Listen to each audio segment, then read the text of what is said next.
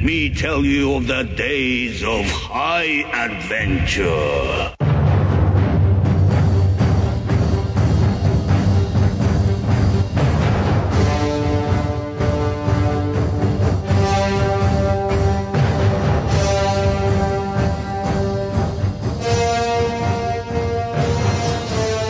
Hello, I'm Kevin. And I'm John. And this is 6 Degrees of Schwarzenegger, the podcast where we take a long, hard look back at some of our favorite action movies from the era of Get to the Chopper, Arnold. Schwarzenegger is the icon of the genre, and we're taking a deep dive into some of these 80s and 90s cult action movies, and we're breaking them all the way down.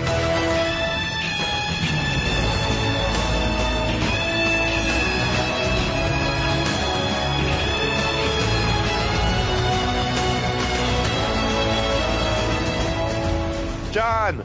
Kevin. Hey, buddy. Hey, my friend. How you feeling? Man, I think you're feeling good. I'm a little tipsy. I'm a little. Nice. I mean, it's Friday. Gonna get down on Friday. Fun. Whatever. Anyway, for the weekend. Yeah, or I'm ready for the weekend. Shit. Some type of ship is exactly right. So here we We're are. back, baby. We're back. Oh, we're all the way back. We are here to talk more about this tremendous Con Air. An achievement in picture making. The highlight of everyone who is involved in its career. Right, yeah, probably. I think everyone looks back on it It's with a a high lot point. of fondness. It was yeah. a high point for cinema. Yeah, definitely. They're like, yeah, how much further can we go, really, when you think 15 about minutes standing ovation it can. it? Because it was over. Because everyone's like, oh, thank God, it's done. Oh, my God. Yeah, we're talking about Con Air. This is Chapter 4 in our breakdown. Thank you for hanging in there with us. And by that, we mean you're welcome, because it's been awesome so far. Dude, this movie, it entertains. It gives and gives and gives, and you don't even know what's going on. This is the type of movie that I think everyone involved just knew it was insane. Yeah. It is crazy, and people are just going to have a blast watching it. But at this point, haven't they been doing this same kind of thing? It's like we just know people are going to enjoy it, even though it's bonkers. Yeah, like any number of probably Schwarzenegger or Stallone movies, but I think like about Tango and Cash and other movies where it's just like, it doesn't matter that it makes no sense. And none of that matters because everyone's just going to have fun. Like, just buckle up and go for the ride. Shut up and enjoy the Die Hard. Shout out Andrew. Shout out also to our friend Adam, who texted and wanted us to do more inane babbling before we actually talk about the movie. So, oh my God. All that being said, yeah. Shout out to the Last of the Action Heroes podcast network. Shout out to all our faithful listeners, Daniel Day-Lewis. Yes. Dame Judi Dench. Sure you're listening. Who else? Thank you as always, Our regular listeners. Yeah. Nicky Cage. Gotta be tuned in. I definitely love it. The Google machine let him know. He is a treasure. He's a national treasure. He is. One day, many, he played the titular national treasure. I hope years from now, when we're watching his in memoriam at the Oscars, that like we're gonna be like, fuck, thank God for Nick Cage. There will be a Con Air clip on there. Probably that one where he like has his hair blowing in the wind and does that wink. Yeah. It'll have to be that one, or hopefully it'll be something for like Raising Arizona. Oh no, there will be more. He'll deserve quite a bit. He's like a Best Actor winner. Yeah, man, Nick Cage. What a career. What a talent. Like, seriously. He went from small little bit parts, fucking Fast Times to Ridgemont High. And he's an nepotism baby. To weird art house. Mm-hmm. What was the Wild at Heart? Yeah. Raising Arizona. Raising Arizona was amazing. If you haven't watched Raising Arizona in a while, go back and it maybe is my favorite Nick Cage. And then he moved on to like art, and fucking Leaving Las Vegas, obviously. Yeah. Like best, I don't think he won Best Picture, but he won Best Actor. Right. And then he went into his blockbuster phase. I'm going to become an action hero. Yeah, like that's the thing. It's just like he was doing stuff like 8mm, Snake Eyes. He was like almost all in these the good he was almost in the movies. Superman movie with Tim Burton. Yeah, like he was all meant these to be Superman for a minute. Yeah. And then I guess my understanding is he made like some sort of bad investment or like gave power of attorney to the wrong person and someone like really fucked with his money. He owned a fucking T-Rex at He some point. He bought a T-Rex skull for like an ungodly amount of money and then Same, brother. Yeah. And then he had to do like all he owned a types castle, of. or maybe he still owns the castle. Yeah, in he had Scotland weird or spending somewhere? habits. Yeah. Well, I mean, But gosh, he still's got the talent. that was the time to buy. And he's a Not fucking. now. And that man's like an artist, you know. He really is. a quirky. I love that he's always trying to do something different. Well, probably for the artist, you lose interest if you don't feel like you're progressing. Yeah, in some if you're way. not growing in some way. Yeah, Yeah. definitely. And Nick Cage is definitely growing. I still haven't seen Pig. I'm going to go home and watch it. Dude, is that on Hulu or something now? It is available Somewhere you can on watch some it? streaming service. You will love that. Oh, I want to see it, and He I want to see barely talks Mandy, in it. and I want to see. You didn't see Mandy? I haven't picked up a Nick Cage movie in a while. So It's he been does a unfortunate. weird mixture now of like really great movies and the ones that feel like they're cash grab type right. movies. Yeah, totally. But man, when he can still dial it up and deliver like Oscar caliber performances. Like he is still that guy. Yeah. I'm excited to see that Pig thing. I guess we should talk about this movie. I'll get us like summon that up. Well, in the last episode, all that really happened is that the convicts had control of the plane. We discovered that they're on their way to Mexico. Yeah. But they got to make a pit stop. Well, the whole plan is that, they're going to land, they're going to get onto a different plane. Right, they're going to get on a different plane, and that this all has been masterminded by a Colombian drug cartel. And that once they lifted off, Nick Cage used a Dave Chappelle corpsegram to let the feds know that they're headed to, he found out in the cockpit when he demanded to know some information, that they're headed to Lerner Airfield. We also discovered that the transponder of the plane is hidden on a sightseeing plane, and that the feds were originally chasing that plane, but then they found out, oh, fuck, we're chasing the wrong shit. We need to go back to Lerner Airfield after John Cusack's character discovered the corpsegram, and it was leading him to. So, so that's it. That's the long and short of it at this point. Oh, and that Nick Cage killed a meddling convict who was trying to, for reasons unknown, like get the dirt on him by rooting through his prison effects. So many people seem vaguely suspicious of Nick Cage. I think he just doesn't have like felon vibes. Right. Exactly. That's what we decided. Yeah. Close enough. It works for me. All roads lead to Lerner Airfield. We should also say that John Cusack decided that he needed to be in touch in person with Nick Cage's family, who he flew out from Alabama in 25 to 45 minutes. Put him on the Concorde. Put him on an F-18. And said, well, we'll see what we can do. Any reason why he wouldn't have gotten off the plane?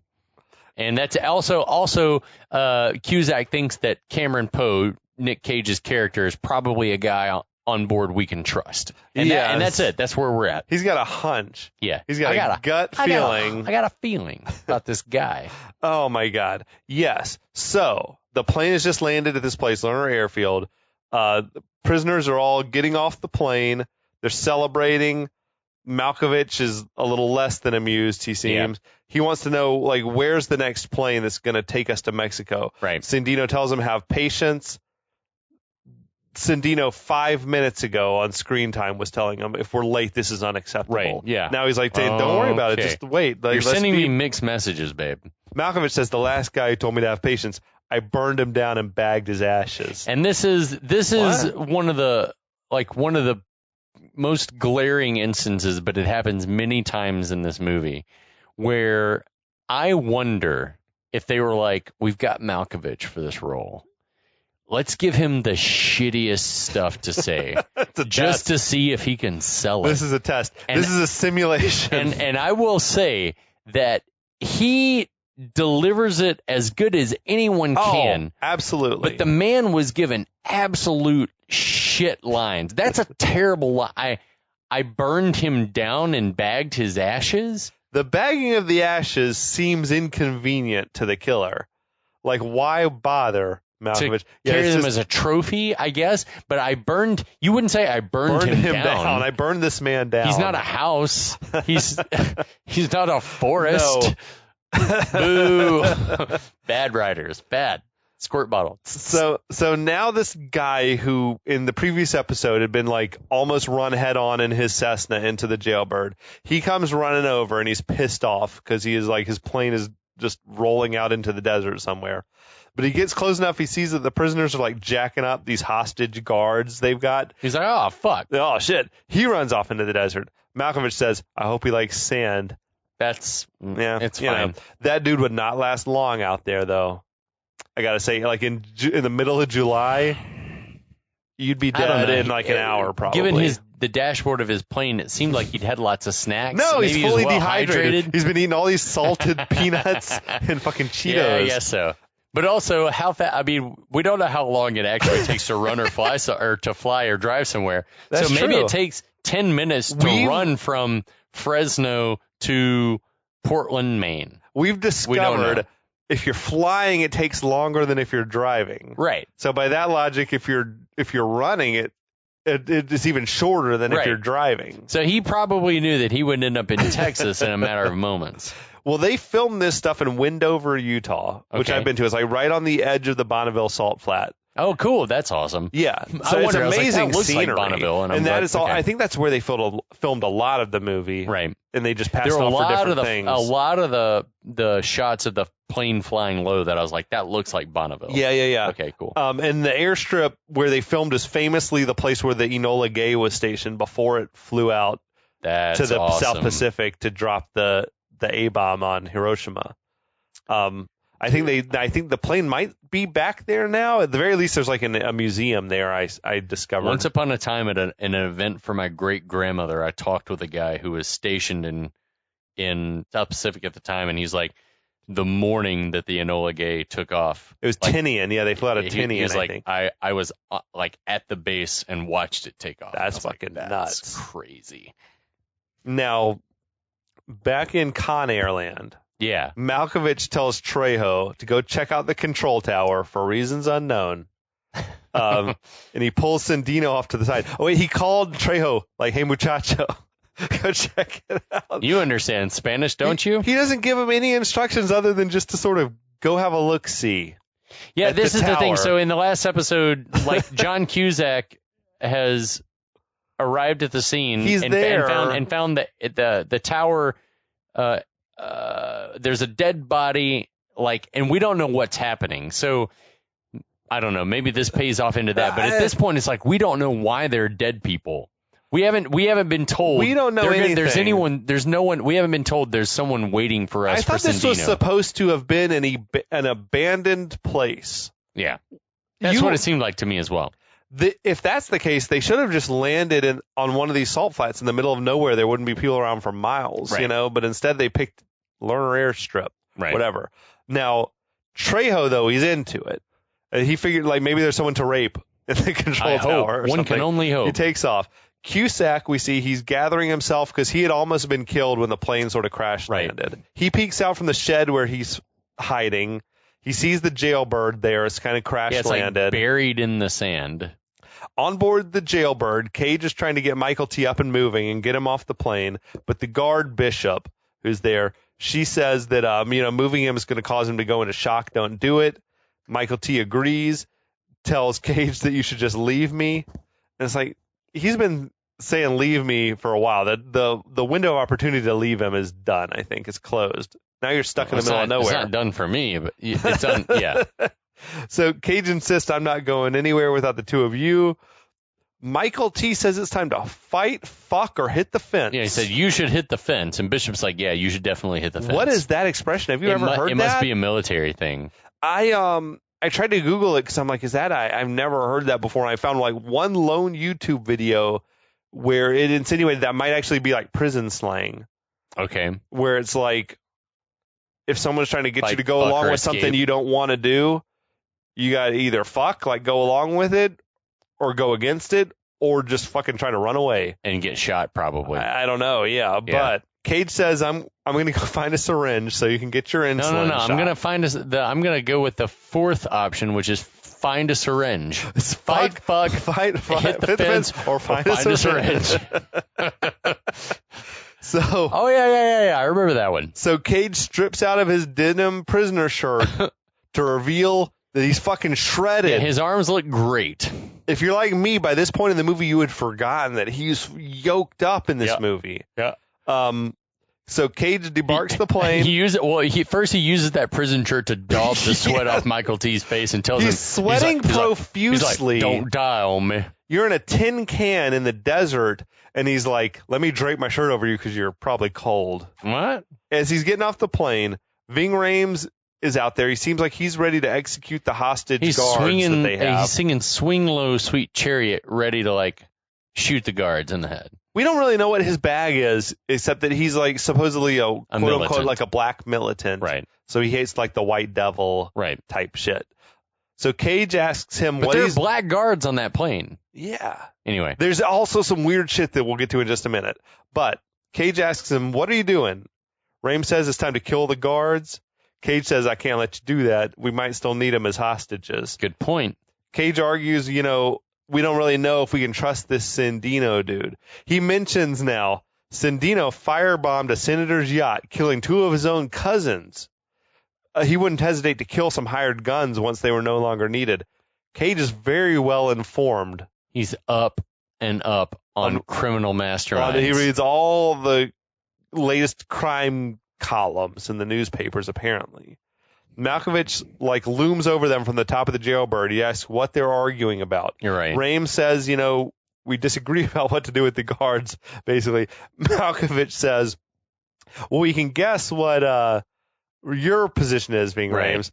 And my own proclivities are well-known and often lamented facts of penal lore. Good. That's good writing. That, I feel like Malkovich wrote that. That is written. Yeah. That is only fits in the mouth of Malkovich. Yeah, he wrote that.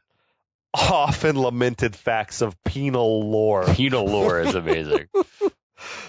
Now, he asks, I'm wondering, though, why you have an opinion about it at all. Yeah, you being Nick Cage. Nick Cage, Cyrus, this is your barbecue, man, and it tastes good. Well, I'm just saying to Mr. Dog over here. Oh, Mr. Dog. This was my barbecue.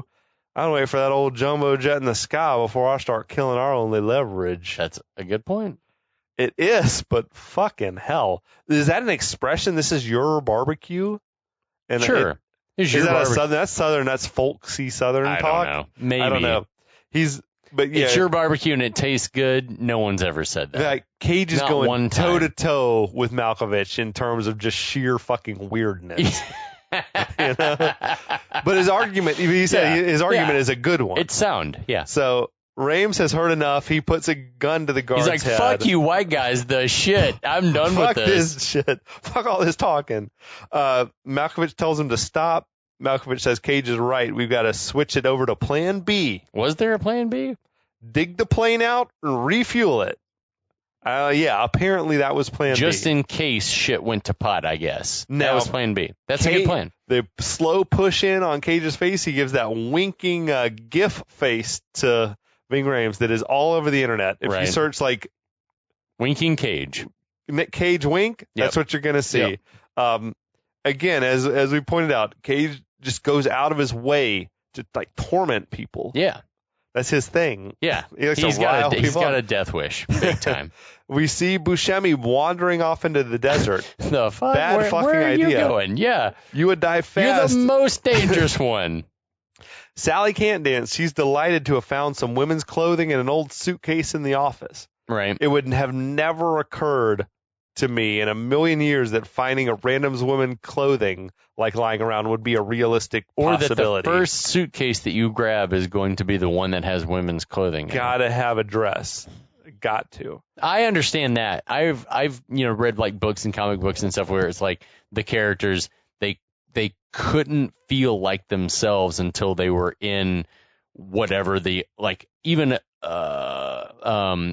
sort of a talisman or a representation of whatever it was that was going to make them feel normal, even if it wasn't their shit. It was something that made them feel like themselves. So that made sense to me. She was they were oh my God, now I can relax finally. Yeah. I've been suffocating in this fucking prison jumpsuit. It's weird though to me, the thought that you might find That's that lying the around. fucking weirdest thing was like Let me go looking for a dress in the middle of a junkyard. I don't know. It might be this. Yeah, I don't know.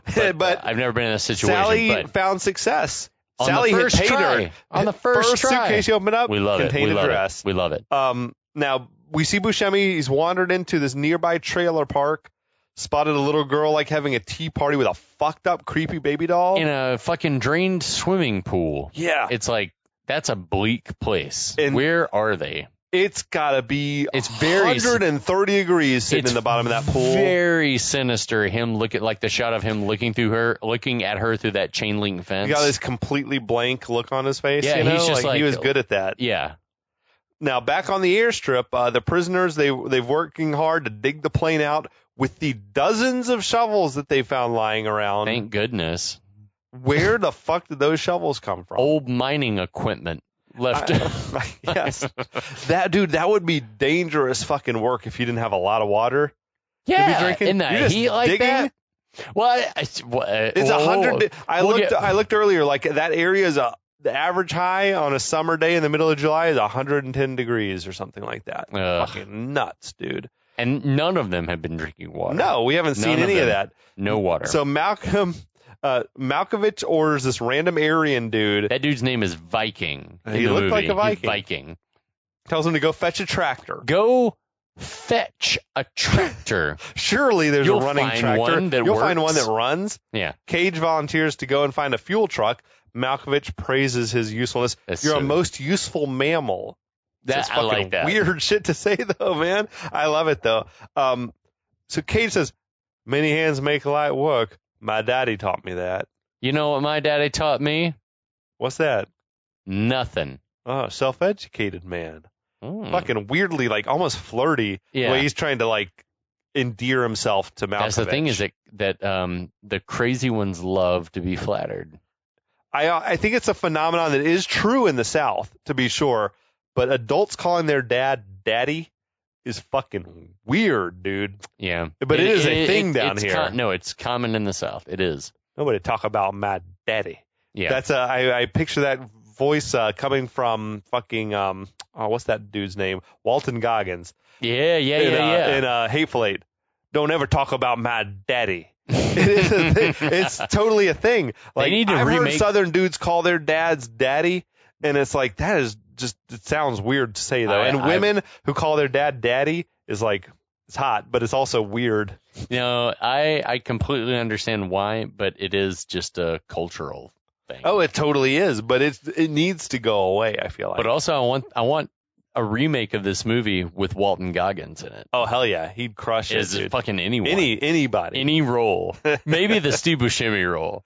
He'd be good at doing anything. I think he'd be good at the Malkovich role. He could crush anything. Yeah. He's one of our true talents. Yeah. Elsewhere in the world, Cole Meany and Skip, the DEA boss, I guess. Or no, the U.S. Marshal boss. They're zooming along in their helicopters. Pilot says we can't seem to raise Cusack on the radio. Meany says that's because he's off saving the rainforest or recycling his sandals. Or some shit. What an oddly piece of shit thing to say. Well, considering especially that you've just been proved dead ass wrong and he was right.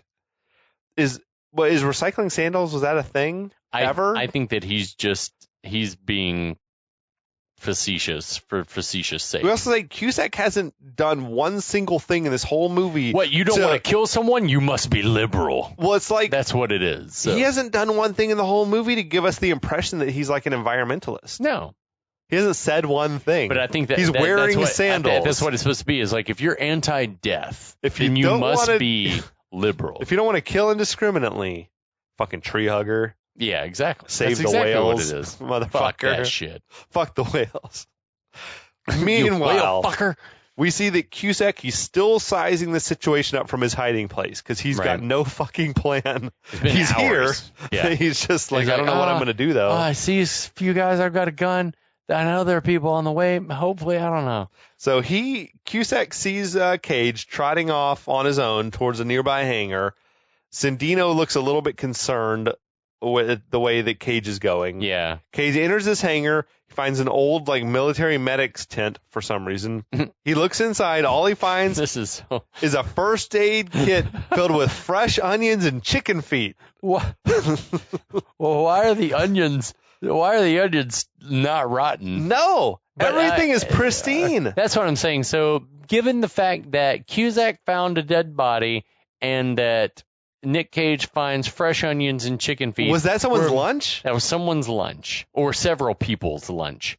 That's a fine meal. Dog makes a fine meal. That's the single weirdest detail in the whole movie is the box full of onions and chicken feet. That's just... Both are delicious. But Nick Cage suddenly gets jumped from behind. Right.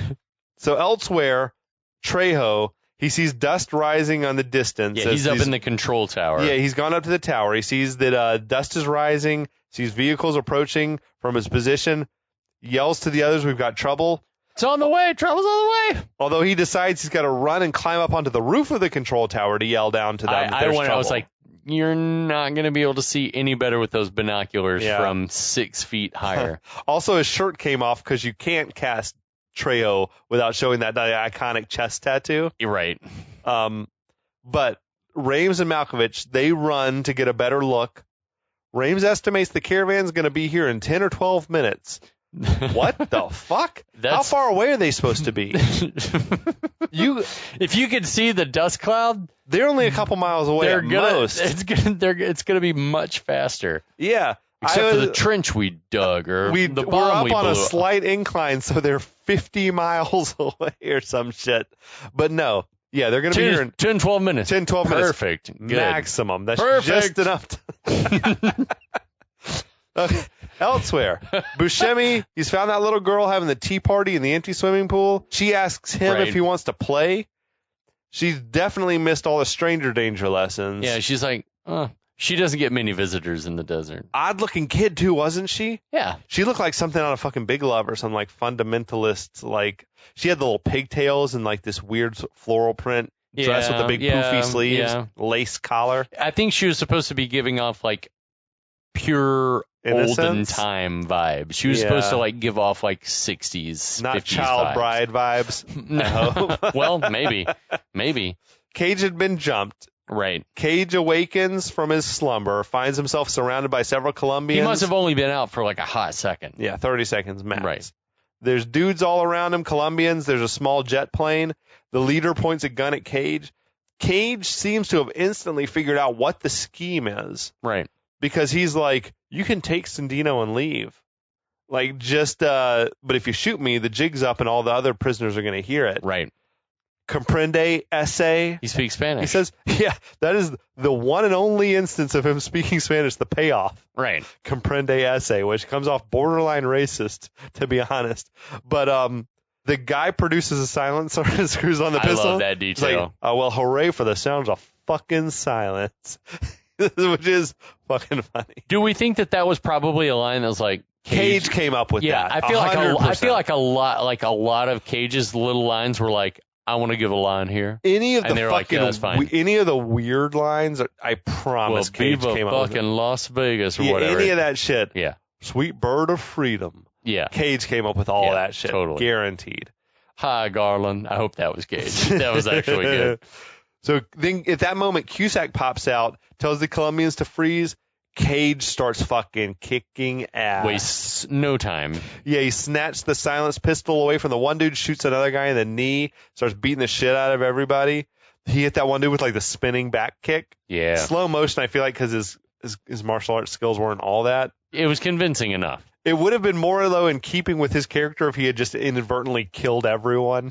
Yeah, totally. You're all dead. And then just licked his hands. Oh no, they're all dead. I monster. Imagine he's just shoving everyone's noses up into their brains. That's what? I want the parody of this to be made where it's he gets triggered, he just goes and breaks everyone. They're all dead. It happened again. Not again. I want it so bad. That's amazing. So now Cage and Cusack, they find themselves in this Mexican standoff. Fucking Tarantino is injured, though. Standoff. Colombian standoff. Yeah. Cusack says, I'm U.S. Marshal. You sent me the message via Chappelle's corpse. Cage wants to know, where is everybody? Cusack says they'll be here in a minute. They'll be here in 10 to 12 minutes. They'll be here in 10 to 12 minutes. Cusack says, I'm going to lower my pistol. Will you do the same? Sorry, boss. There's only 2 men I trust. One of them's me. The other's not you. That's rough, man. Is that supposed to be like folksy Southern talk? It's supposed to be like, oh, that's so funny. Yeah. So Cage says, I got to get back to the plane. Again, Cusack has no plan. He's bringing nothing to the table. He's just like, well, what are you going to do? Anyway, he's just here to watch. But Cusack points out, you're a free man. Why are you doing this? Cage says, I won't trade a friend's life for my own. Cusack says, I knew you were a good guy. You're just always at the wrong place at the wrong time. Then Cage goes to leave. Cusack stops him in his tracks, says, I spoke with your wife and kid. Oh, by the way, I flew them 45 minutes, about 2,000 miles an hour. I flew what the fuck?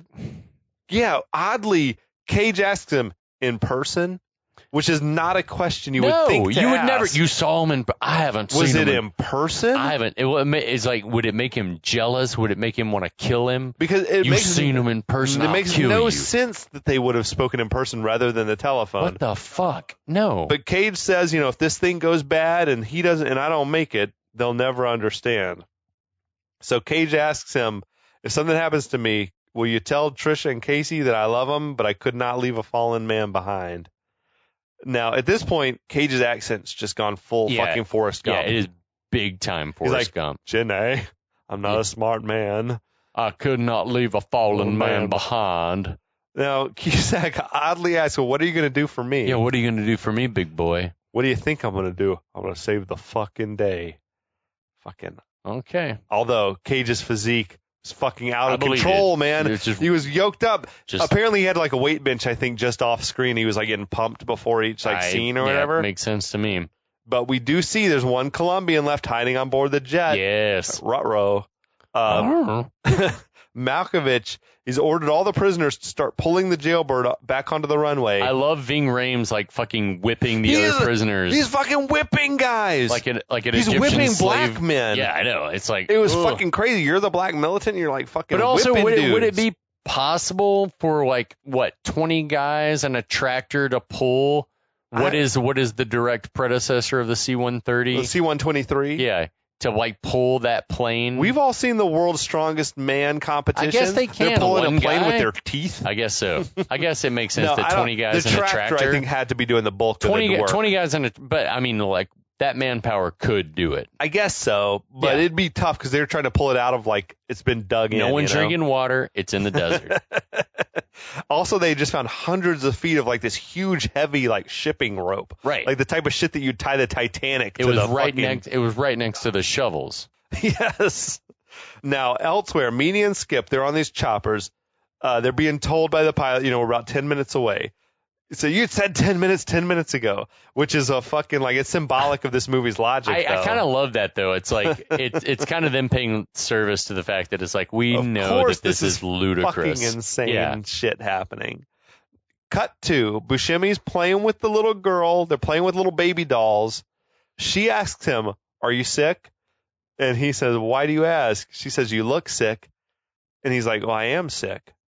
This is a touching scene. She's like, "Do you take medicine?" And he says, "There is no medicine for what I have." Yeah, there's this moment where they're playing where she's trying to interact with him, and what precipitates this whole exchange is that he's looking at her and he's holding the doll and he doesn't know how to respond because killers like this, they're not human beings. They don't empathize. They can't pretend. And so he doesn't respond, and then she's like, "Are you sick?" And then the exchange that you just mentioned, it's it is sad. You kind of, I don't know, you want to, maybe it's just because it's Buscemi and you empathize a little bit, but also it's That's why so many people fucking get killed by serial killers, because they empathize with these fuckers. It's crazy. And he's like, look, he knows that there's something broken about him, I guess, right? Yeah. Buscemi, though, is so fucking good, man. Yeah. He's found his exact lane in his career, and he's, like, owned it. Like Boardwalk Empire, that show. Yeah, he's good, great with everything, man. Yeah. She asks him, then she quickly changes gears, and she's like, do you want to sing a song with me? Aw, sweet And I girl. think that's what Buscemi needed, is just someone to, like, show him some humanity, like, treat him like a fucking person. Right. But yeah, then they start singing He's Got the Whole World in His Hands song together. And man, I would just say it's like this whole scene though still is terrifying, and like just because of the angles and because of the way that they've got the camera angles down on the little girl, where you're supposed to be looking at her from the standpoint of the killer. Yeah. And like it just feels like some terrible shit's gonna go down. And Buscemi's like, they accentuated the hell out of his fucked up teeth. Yeah. In these scenes, which I'm like, oh, but that's like part of his trademark is he's just he's just kind of looks funny. Like a normal human being. To quote Fargo, he's just funny looking. Yeah. He's a totally, funny looking guy. Now, with the caravan of what looks like, I guess, a mixture of military, like National Guard vehicles and police, is approaching quickly, or not so quickly, I suppose. It's a mirage. Sandino sneaks off to go link up with his ride home. Cusack's on his cell phone, somehow talking to someone who's on a radio. Right. About what's going on. Sandino runs to the hangar, yelling, "Vamos!" Right. Where he finds several of his own men out of commission. Yeah, Cusack hears that. The one remaining Colombian dude who's there fires up the jet. Cusack goes to sneak into the hangar to try to prevent the escape, but he finds himself like right behind one of the jet engines. Gets fucking thrown backwards through the air. Is it that kind of jet? I don't know that it would shoot. Like a fucking F-16 or something? That thing shot flames It's out like of that. Yoga Flame. It's not a fighter jet. But the same shit happened to Nick Cage in Face Off, and that put him into a coma. Right. Jesus. So Cage is drawn away from his search for the syringe by the sound of these jet engines revving. Damn it. Cusack collects himself, goes off looking for another way to stop the jet from taking off. He's like pretty much like none the worse for wear, except a big black sooty stain on his shirt. Exactly. I feel like a blast of engine exhaust to the face might at least like burn your eyebrows off singe or your some face shit. hair off. Yeah. Now about this time, Malkovich notices that Sandino is missing, and as if on cue, as if written by a writer, the jet comes bursting out of the hangar. Malkovich yells, "That's my fucking plane!" Love it. And all the prisoners go running after the jet. On foot. That's going to help. Cusack also running faster than the fucking jet is moving. He's jumping over things, running, jumping, flipping over things like a gymnast. He runs to this crane, pulls a couple of levers, and drops the arm of the crane down on top of the jet, because every motherfucker in movies knows how to work a crane. Yep. Just pull the levers, man, and the shit happens. Yep. The jet goes crashing like into the fuel depot. Right. Almost hits Cage, who's hanging around inside. Yep. Cage very carefully examines a set of deer antlers. Well, it's because I feel like he almost land on them or something? He was supposed to have almost landed on them, but then he's just like looking at them like. There's another weird Cage touch. Like he's probably like, give my character some shit to do. Wouldn't it be awesome if I almost landed on these and then picked them up and was looking at them like, what an annoyance. And this made me think of just how bland the movie would have been if it hadn't been Cage. Yes. Like if it had been some generic action dude. Like no one would have cared. But also now I'm thinking about that time, like who would have been like, yeah, let me be in this movie. Who else would have been the guy? But they wouldn't have been Bruce Willis. You could have cast like a Keanu Reeves or something to play the part. He probably wasn't old enough. This movie would have been way more boring, like boring without Nick Cage. Christian Slater. No, he wasn't doing shit in the late 90s really. No, he wasn't getting leading roles. Brad Pitt. No. I mean, he probably could have actually done well with it. He would have been amazing in it, but he wouldn't. He's never gone like full action, has he? Nope. Yeah. Nope. Anyway, so yeah, Malkovich and the other prisoners, they've wandered over, notably Swamp Thing with a cigarette like dangling out of the corner of his mouth. Right. There's this super quick shot of Cusack, like seeming like he's hiding from Ving Rhames, who's looking around, which made you wonder, has he been seen at this point? I don't like he was just running across. Like if they were all looking at the jet, I feel like they would have seen he's been Cusack. seen. But yeah, I feel like they had to chop some shit because they needed him not to have been seen. Right. Now, with the fuel spraying everywhere from these like broken gas pumps, Sandino comes crawling out of the tail section of the jet. Right. Is this a fucking working service station? Yeah, well, I feel like what we saw was, and they call it later. We've seen the boneyard and we've seen the proper working airstrip, Airfield, which is this fuel depot is part of the proper working. Although facility. I feel like airplanes wouldn't take the type of fuel they're pumping out of these things. Yeah, they wouldn't be charging you $1.03 for unleaded. That you need jet fuel. Yeah. Or even aviation fuel is not $1.03. It's not 87 octane or whatever. Now Sandino is trying to beg Malkovich for help, saying we were swinging around to pick you up, buddy. Come on. Malkovich isn't buying that. That's not how planes work. Takes the cigarette out of Swamp Thing's mouth, and we got. Sandino is like saying, Sai, and Sai's like, Sai, Yanara. Yeah. Throws that cigarette. That's lame. It is. I can't tell. But no, I couldn't tell if it was amazing or terrible. It's terrible. It's terrible? Okay. It's trying too hard. Sayonara. Sandino wasn't in the movie long enough for us to even like develop a sense of camaraderie between him and Cyrus. Yeah. Like, you're right. You're right. No one's called him Sai to this point either. Sai. Yeah, he's talking like they know each other. Yeah. I presume they've never met before today. Maybe they've had a correspondence. No one knows. Anyway. Yeah, he tossed that cigarette towards the pool of fuel, kills Sandino in this gigantic explosion. It is a solid kill. Yeah. Cage is sprinting away from this like wall of flames. He's slow-mo sprinting. Very slow. There's a lot of slow-mo running and diving in this portion of the movie. Dives through the tiny window of the back door, which is weird. Very acrobatic. Finds himself rolled up underneath a truck where there's an old man hiding. Hey. Fucking what? Who the fuck are you? There's entirely too many people on this airstrip. I thought they were meeting somewhere where there would literally be no one around. They should have picked somewhere where there was no one around. Well, maybe Malkovich knew that Sandino's crew was going to show up and kill everyone there. We're going to go to this airstrip where there are people around. There are going to be There's a trailer park also nearby. There'll be exactly. They're going to be 15 to 200 people that you're going to have to kill. So now Malkovich and the other prisoners, they slowly walk away from the huge explosion, like in that classic action movie fashion. There's this strange cut to Buscemi, who seems to have like heard the explosion. Right. It like breaks him out of a reverie with the little girl. And the little girl is laughing innocently in like sort of creepy slow motion like vibes. We see the caravan of police and soldiers is almost there. Still just a few more seconds. I feel like they've been almost there for like half an hour now. Yeah. The old man is begging Cage, though, not to kill him. Mm-hmm. Cage says, I just need a syringe. And he says, oh, no, drugs will end you, son. That's funny. You like that? That's funny. The old man recommends he goes and checks the old fire truck. They might have a first aid kit. Thank God. Cage tells the old man to stay put and don't panic. And the old man's like, easier for you to say, you don't got to take a piss. The old man was like in a weird touch. Who was he? Was he like, do you think he was running the service station or something? And he went to hide when all the shit. Someone, in like, or maybe the diner. I think he's probably like Boneyard. He's like, if your plane's busted, we'll help you get it fixed. That kind of guy. I picture him as, just the dude. He's a mechanic. He's doing everything. Yeah. He's like, if you need a burger, I'll cook you a burger. Yeah, if you need to take a gas, I will heat up your apple pie. I will change your plane transmission.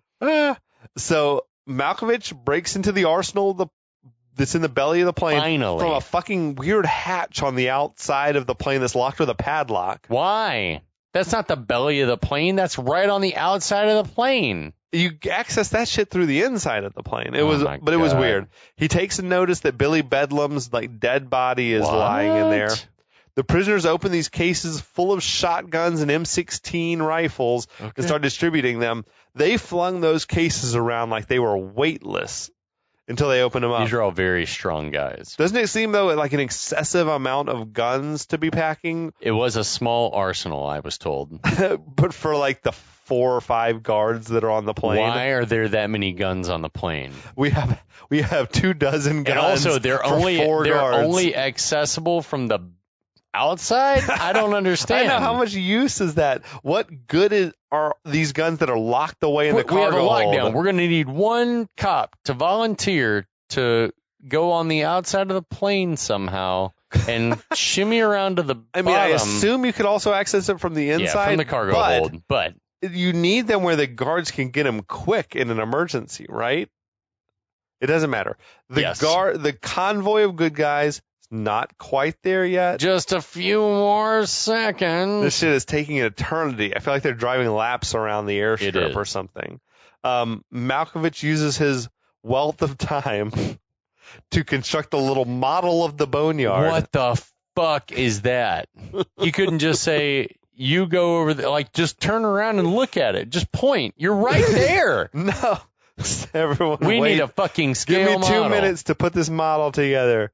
He tells all the other prisoners how they're going to ambush and kill the authorities. That's the thing is, I feel like they should have made a bigger deal about Cyrus being a control freak. It's like, no. I need to build a model, a scale model. Everyone, wait. Just give me 2 minutes. Oh, my God. There was a nice gag with the whole, like, this is the hangar, this is the airplane. What's that? And the guy Viking or whatever was like, what's that? That's a rock. That was definitely in the trailer for the movie. I recall that. So, yeah, he says they're going to create an airtight Nick Cage, filled with lots and lots of dead people. It's kind of a great... I like it, though, because I feel like Malkovich can pull off those weird lines. Yeah, he pulls it off, but it's like, man, you shouldn't have to, because that's just terrible writing. No one should be asking you. They're abusing you, Malkovich. Yeah. They're abusing their privilege with you. That's exactly what it feels like. We got Malkovich. It's like we can make him say anything. You don't know how to drive the Ferrari, sir. They are grinding the gears on the Ferrari. They have a Ferrari, and they're just going... So Malkovich tells Rames, go and get everyone in position. Forget about the fact that he didn't really say what the positions of everyone was going to be. They spoke about that earlier. Yeah, I guess so. And then get everyone else. Bring me those propane tanks. You remember the tanks we talked about earlier. All of a sudden, there are dozens of full propane tanks lying around. I feel like that could have been another business being run out of the airstrip, maybe by the dude under the truck. He's like, you want the propane tanks? I got propane tanks. Well, maybe it's weird. You want shovels? Shovel rental? Maybe. I'm your guy. Rope? You need rope? How many thousands of feet of rope do you need? I got it all back here. You got a ship to tie up out here in Arizona? Oh my gosh. Yeah, this dude, I feel like he runs the diner, he runs the gas station, he runs the fucking lots of hats. The chicken feet and onions depot. That's good eating. Now, for no reason. That's a hell of a meal. For no reason, Sally Can't Dance comes trotting through to a chorus of like wolf whistles. She's wearing from the all dress the boys. now. They are wearing the dress now. Yeah. They're all very accepting and progressive of all this. I like that.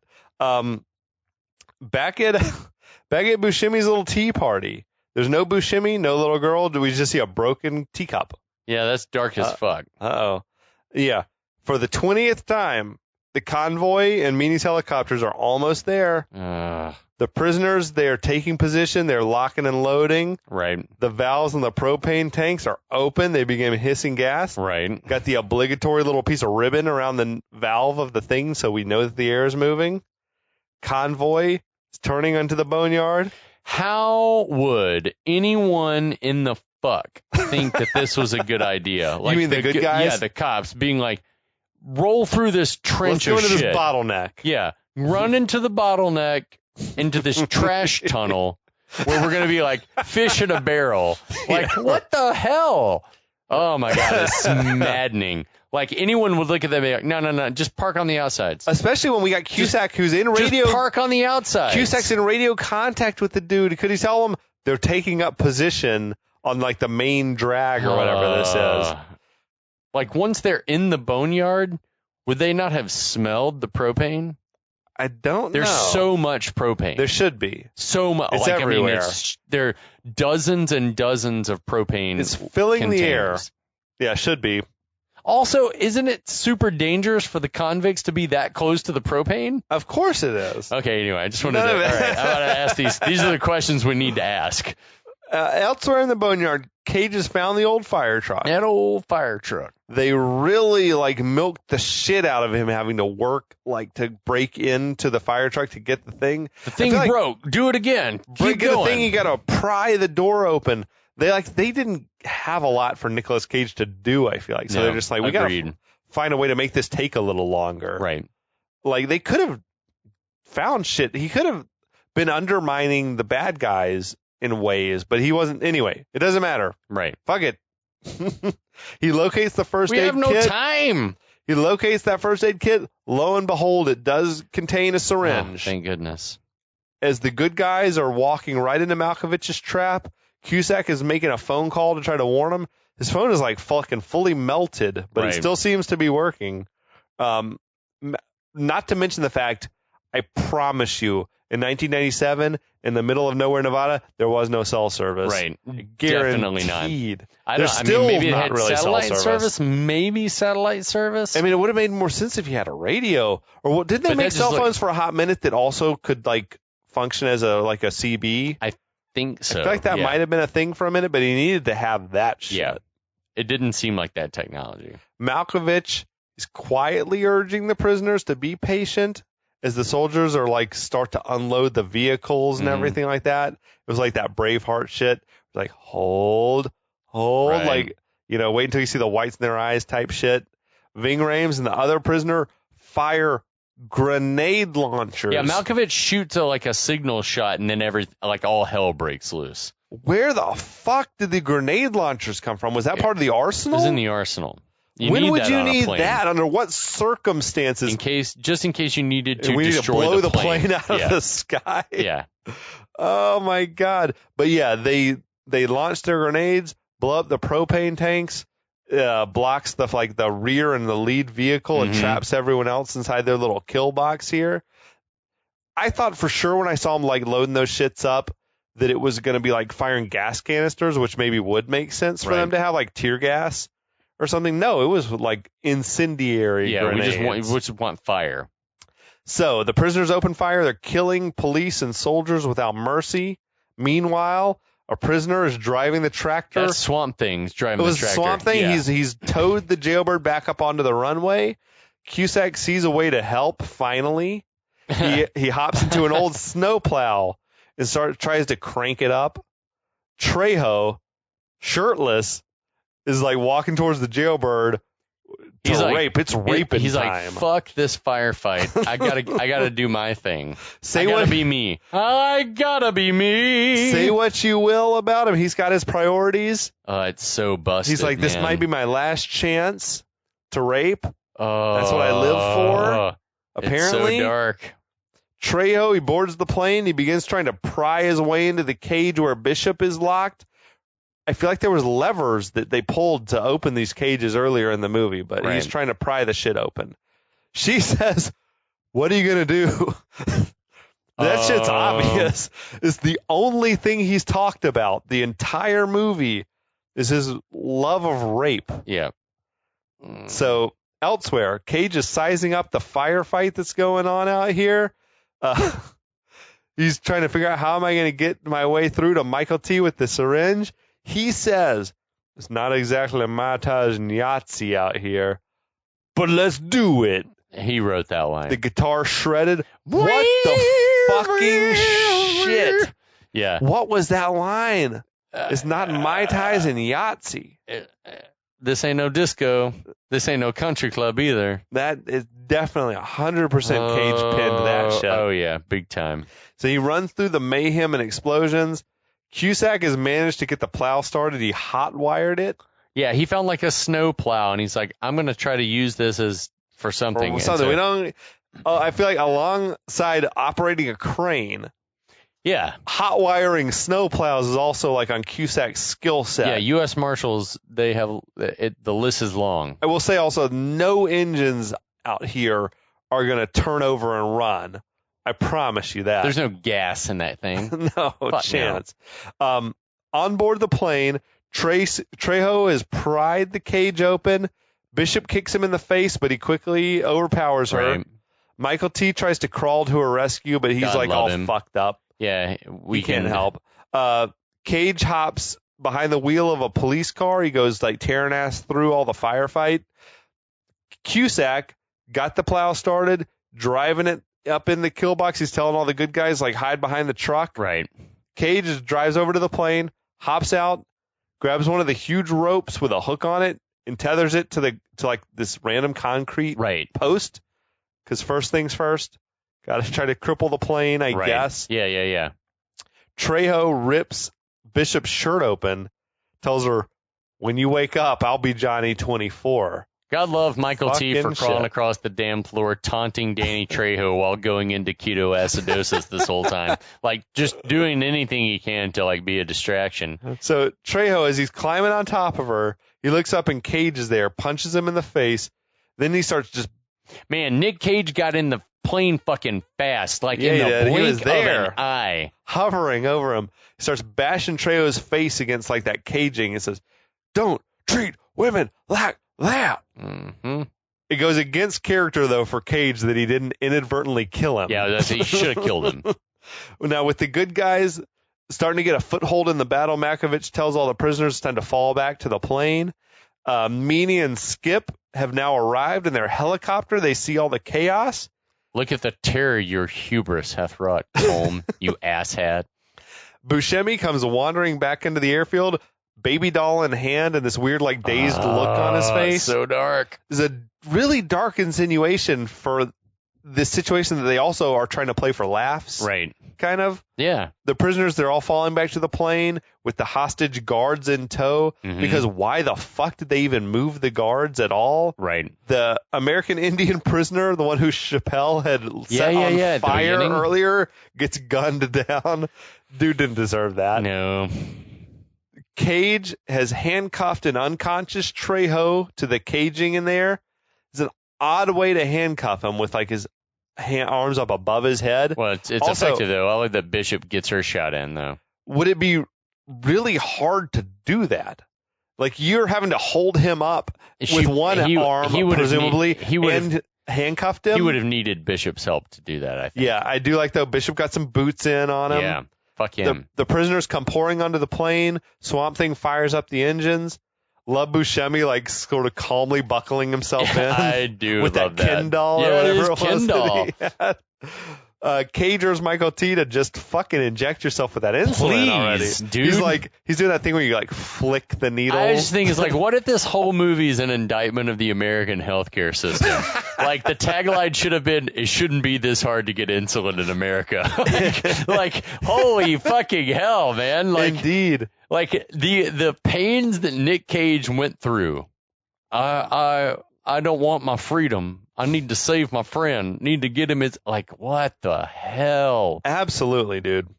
As this plane begins to taxi around, Malkovich sees that they're still tethered to this concrete post. What? Him and Ving Rhames, they start shooting at the post with their rifles, shoot at the rope, whatever. I don't know what's going on. The Trying to hit post, everything. I guess, starts to crumble, so it rips the rope free. Mm-hmm. The rope goes, like, whipping around, as maybe it would. Yeah. It, like, whips right through the building, takes hold to Cole Meany's Corvette. That's because of course it did. Man, but, like, because this is that type of movie. That's what I'm saying. Like, think about, like, the writers of this movie being like, let's talk about physics for a minute. Like, if we shot that thing and then the rope went flying out, like, what could it do? What if it hooked onto the Corvette? Like, because Cole Meany's got to get his comeuppance. They would have had, like, drunk high out of their minds to think, like, yeah, that's what happened. Because the way it latched on was, like, onto the axle or something between the two front wheels. Yeah, like underneath the car. A way that would have been nearly impossible for it to... Unless the car was upside down. Yes. It got anyway. Somehow... Yeah, yes. Absolutely. Because this is that type of movie. Yeah. We got to have the payoff. We got to have that moment where the fans can, like, be like, fuck oh my God, man, there was a car behind the plane. Yeah. At about the same time, the helicopters, they set down. Cole Meany and Skip hop off. Cage is, like, picked Michael T up. He's the pair of them plus Bishop. I guess they're running to the rear of the plane. Right. I guess to try to jump off, right? If it's not too late. But it is too late. Right. Skip and Meany, they start opening fire at the jailbird as it's speeding down the runway. Skip is saying, shoot the tires out. And Meany's like, fuck the tires. I'm going to shoot the pilot. Fucking, what a colossal dumbass. Well, yeah. But yes, it's that movie because America. he's an asshole. Right. He's got to be stupid. So Meanie misses, of course. Plane lifts off with his Corvette in tow. That's It is so an amazing visual. Yeah. It's awesome. Skip's like, isn't that your car? Couldn't be. I left mine at the office. Mm-hmm. So Cajun and Michael T, they look on in confused amazement as they see like the Corvette's just flopping in the breeze behind them. His, on any other day that might seem strange. It is pretty good. But their opportunity to escape has slipped away. Right.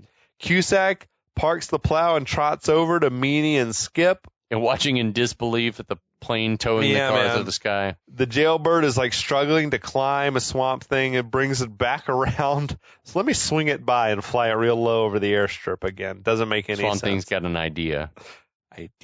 Brainwave.